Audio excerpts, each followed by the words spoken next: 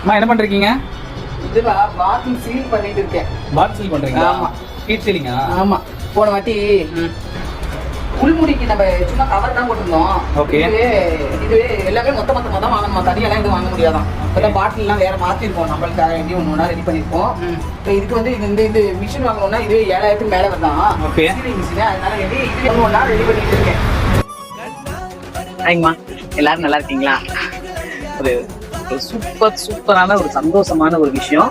உங்களோட பிரார்த்தனையோட பலன் தான் இப்ப நம்ம இந்த இடம் வாங்கிருக்கோம். அதிகமா கடன் படாம இருக்கிறத வச்சுக்கிட்டு நம்ம என்ன பண்ண முடியுமோ அதை பண்ணலாம் அப்படிங்கிறதுக்காக வேண்டி நம்ம இதை வாங்கிருக்கோம். அதுதான் விஷயம் பெருசா தெரியும். ஆனா எல்லாரும் முயற்சி பண்ணா எல்லாராலையும் வாங்க முடியுங்கிறது என்னுடைய அனுபவத்துல நான் தெரிஞ்சுக்கிட்ட ஒரு விஷயம்.